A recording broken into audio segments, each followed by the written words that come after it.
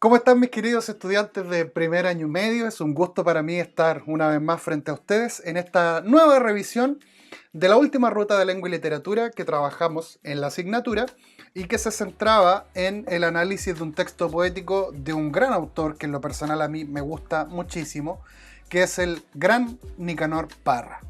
En esta ruta nos propusimos analizar la importancia de la comprensión lectora de textos poéticos a partir de su análisis, ¿ya?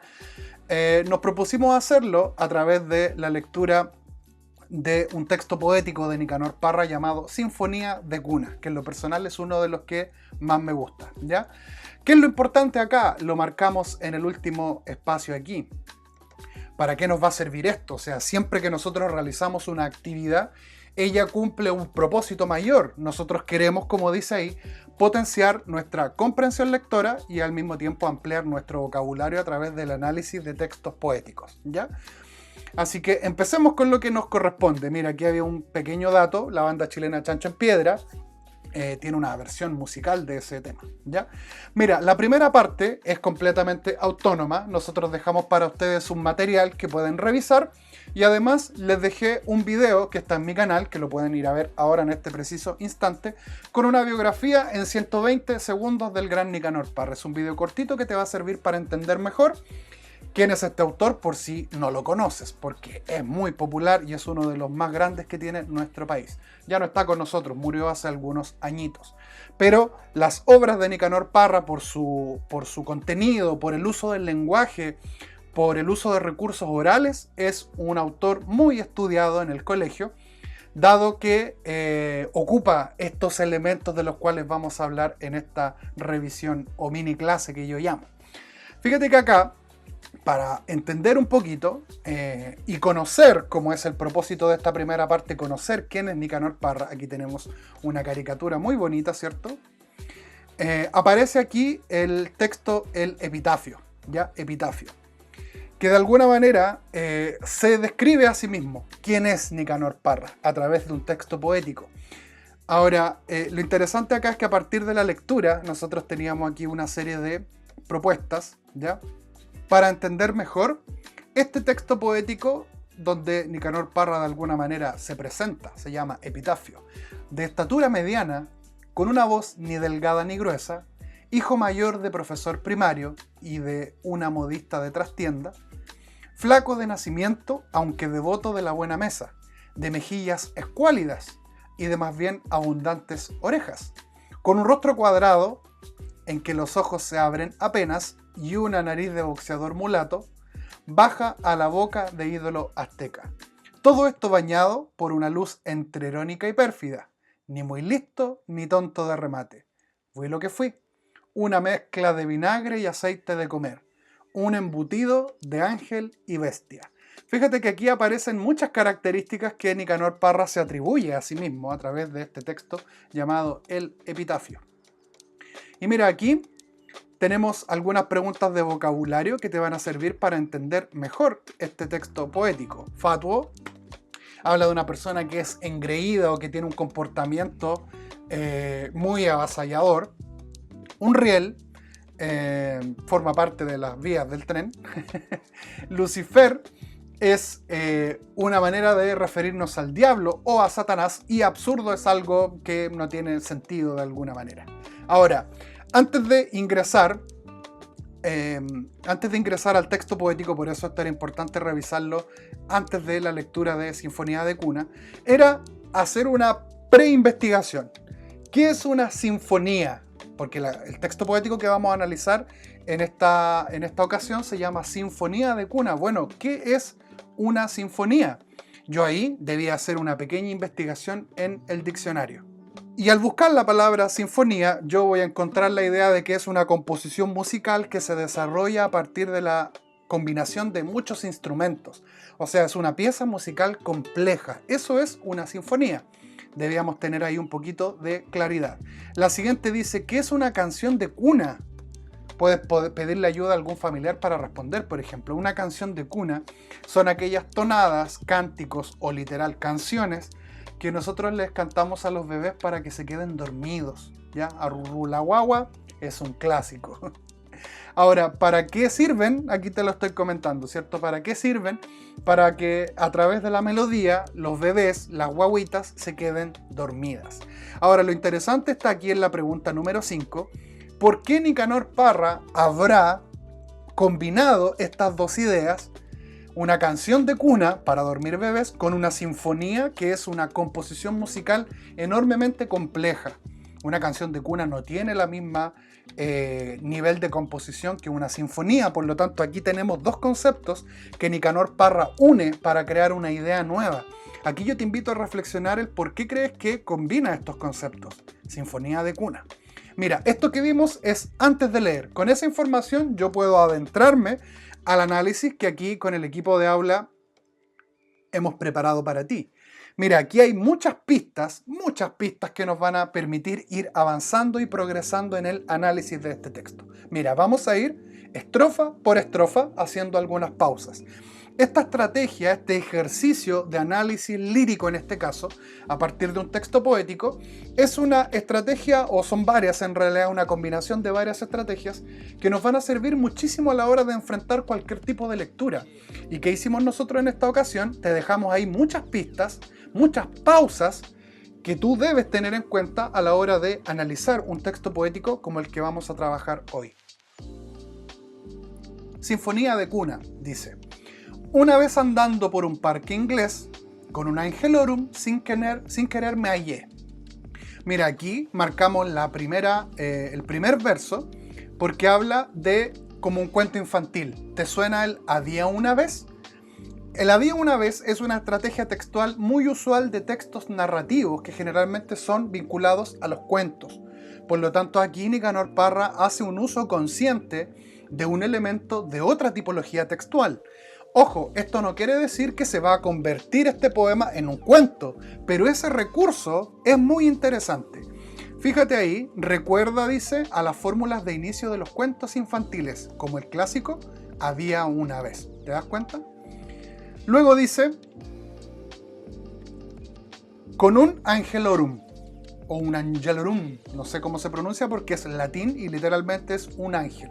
Esta figura, ¿cierto?, de la mitología o de las creencias cristianas, de estos seres alados que están ahí como para cuidarnos. O sea, nuestro hablante lírico se encontró en un parque con un ángel. Buenos días, dijo. Yo le contesté, él en castellano, pero yo en francés. Ah, mira, fíjate, aquí tenemos varias pistas de cómo este hablante utiliza el francés como su lengua y el ángel habla en español. No sé cómo se pronuncia esto en francés, pero es dites-moi, don Ángel, comment va monsieur? Monsieur, no sé pronunciar el francés. Pero ahí, estos dos versos están traducidos al español. Dígame, don Ángel, ¿cómo está, señor? Él me dio la mano, yo le tomé el pie. Hay que ver, señores, como un ángel es. Fatuo como el cisne, frío como el riel, gordo como un pavo, feo como usted. Fíjate que aquí aparece la figura literaria conocida como comparación, donde establecemos una relación, como dice ahí, de semejanza entre dos elementos, dos personajes, dos individuos o dos cosas que pueden tener algún tipo de vínculo o relación. Fíjate que en este verso, que dice fatuo como un cisne, ya vimos en la parte superior que fatuo se refiere a la manera en cómo la gente se muestra, ¿ya? Y los cisnes tienen una elegancia porque se mueven, vuelan, ¿cierto? Cuando están nadando sobre los lagos o los ríos, ¿cierto? Fíjate cómo aquí hay una comparación y establece esa especie de elegancia. Un cisne tiene plumaje blanco y los ángeles también lo tienen. Por lo tanto, ahí tenemos una comparación. Frío como un riel. El riel es una estructura metálica donde pasa el tren. Por lo tanto, si uno toca un riel, al estar en temperatura natural del aire, ¿cierto?, siempre están fríos porque el metal se enfría rápido y se demora en calentar, a no ser que haya un día de calor. Gordo como un pavo, feo como usted. ¿Se asemeja a la imagen que tenemos de un ángel? Fíjate qué interesante. Gordo como un pavo, feo como usted. Los ángeles en general, en nuestra tradición cultural, no son feos. Todo lo contrario, son hermosos, son de piel blanca, con sus alas blancas, cubiertos por unos ropajes muy limpios y lindos. Por lo tanto, ahí tenemos aquí una imagen que nos está presentando el poeta un poco distinta. Susto me dio un poco, pero no arranqué. Mira, aquí la pregunta que te proponemos ¿es normal sentir susto ante la imagen de un ángel? Cuando en general la figura del ángel en nuestra cultura la asociamos a algo bueno. Está muy interesante ir analizando este texto poético. Le busqué las plumas encontré, duras como el duro cascarón de un pez. Fíjate qué interesante la manera en cómo nos está describiendo a este ángel. Buenas con que hubiera sido Lucifer, o sea, que este ángel fuera el mismo diablo.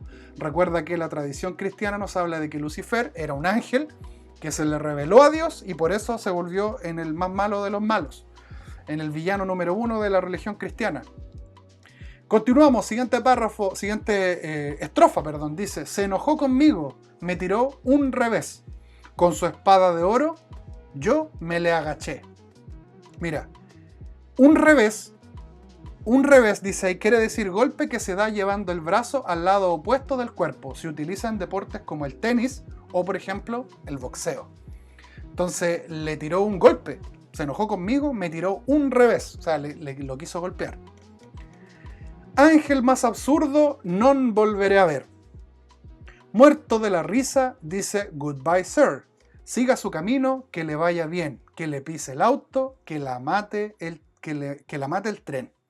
Ya se acaba el cuento, 1, 2 y 3. Mira qué interesante aquí cómo estamos viendo, por ejemplo, un elemento de otro idioma, que en este caso es el inglés, que dice goodbye sir, es adiós señor. Se despide. O sea, el ángel lo intentó atacar, no era un ángel común y corriente, y al final se murió de la risa y se despidió, pero además con otra figura literaria, y marcamos aquí. Esta se conoce como anáfora. Cuando repetimos más de un sonido o un sonido similar, lo repetimos al principio de esas estrofas. Son versos que se repiten al principio para dar un poco de énfasis. Y aquí tenemos una estructura de cierre también muy propia de los cuentos infantiles. Fíjate qué interesante cómo el texto poético comienza con un elemento de un cuento y termina con un elemento de un cuento, siendo un texto poético. Súper interesante. Mira, ahora, luego de la lectura, vamos a tener que establecer algunos elementos de análisis. Por ejemplo, la número 1 nos habla de qué características tiene el ángel según el hablante lírico. ¿Qué características tiene?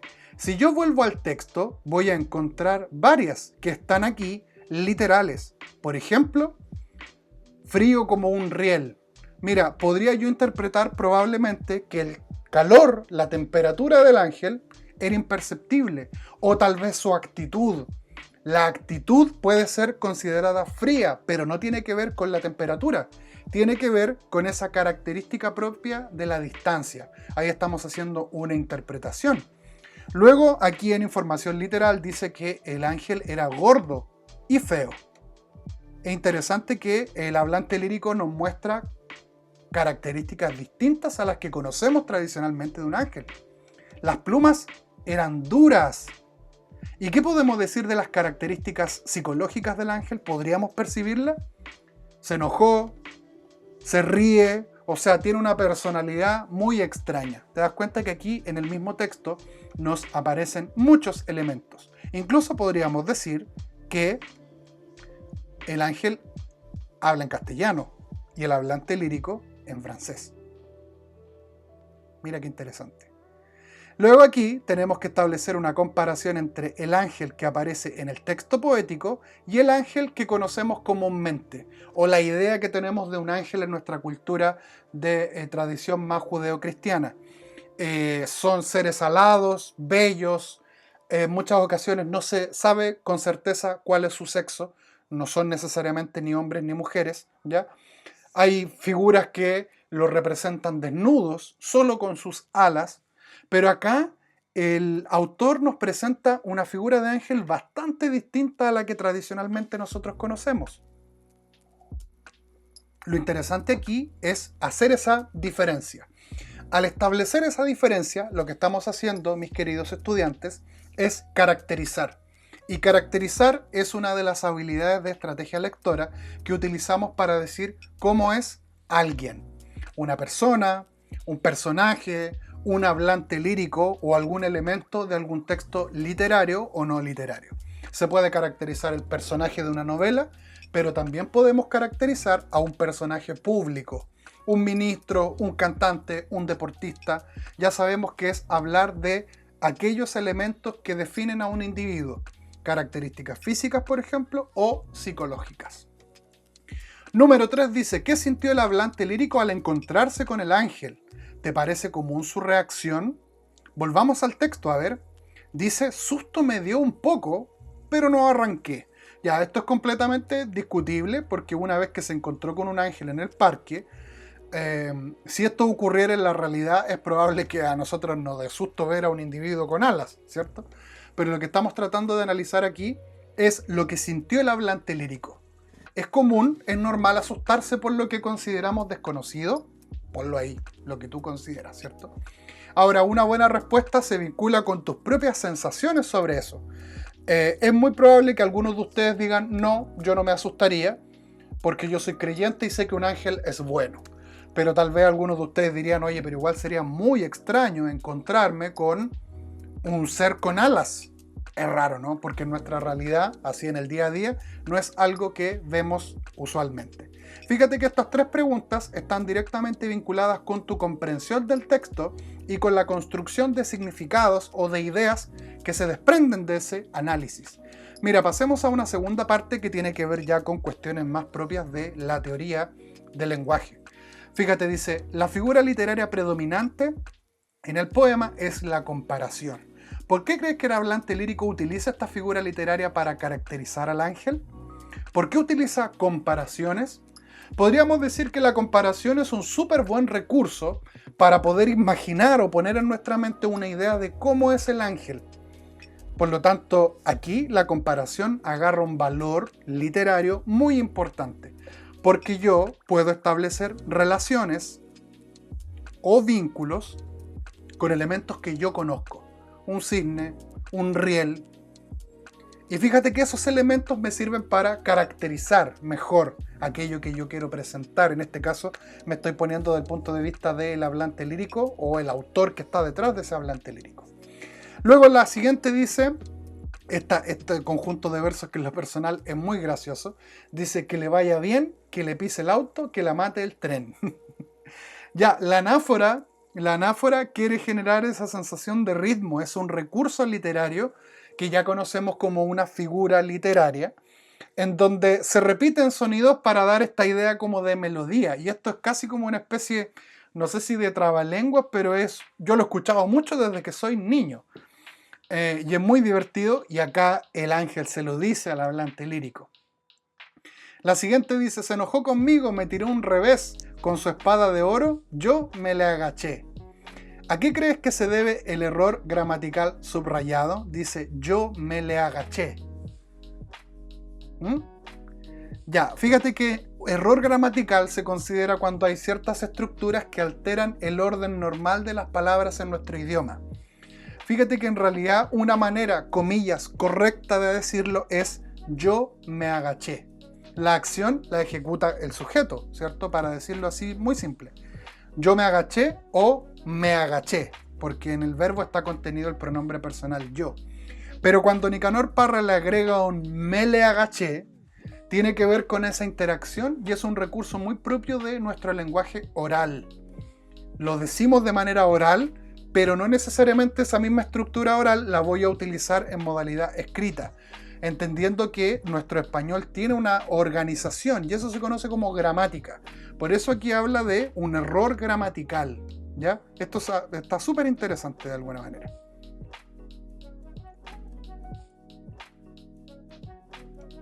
Luego dice, ¿qué características presenta el tipo de lenguaje utilizado en el poema? Yo te decía al principio que Nicanor Parra se caracteriza mucho por hacer uso de un lenguaje cotidiano, un lenguaje oral, los juegos de palabras. Eso está muy presente aquí. Esas son las características que utiliza Nicanor Parra para acercarnos mucho más al mensaje que él quiere transmitir. Ahora, ¿qué opinas tú sobre la utilización de este lenguaje en la poesía? Nicanor Parra incluso hace uso en sus textos poéticos de garabatos, de insolencias, del lenguaje que utilizamos cotidianamente en el día a día. Y eso es súper valioso porque desde ese punto de vista Nicanor Parra trasciende o se despega de la poesía tradicional, que parece una literatura muy culta, muy inteligente. Él toma el lenguaje tradicional y común del chileno promedio, como tú o como yo, y lo utiliza en la poesía. Ahí está el tremendo valor que tiene Nicanor Parra. Es más, a esos elementos se le comenzó a denominar antipoesía, por ser muy distinto a los poemas tradicionales que se venían escribiendo en el siglo XIX y a principios del siglo XX. Por lo tanto, es sumamente interesante cómo Nicanor Parra le da un valor adicional al uso del lenguaje oral y lo lleva a la poesía. Luego en la siguiente dice: ahora que ya has analizado diversos aspectos del poema y del lenguaje, ¿piensas que es realmente una canción de cuna? Y te pedimos ahí dos fundamentos, dos argumentos que podrían servirnos para decir si tú consideras que es o no una canción de cuna. Mira, aquí hay algo súper interesante que hace Nicanor Parra. Ya te decía hace un ratito que la sinfonía es una composición musical compleja. Una canción de cuna es una melodía que se le canta a una guagüita, a un bebé antes de dormir. ¿Y te suena la idea de ángel de la guarda? En la tradición judeo-cristiana existe la idea de que cuando nosotros vivimos, Dios pone un ángel que nos cuida y que está con nosotros todo el día y naturalmente mientras dormimos también, que nos cuida. Por lo tanto, Él toma esos tres elementos y los combina.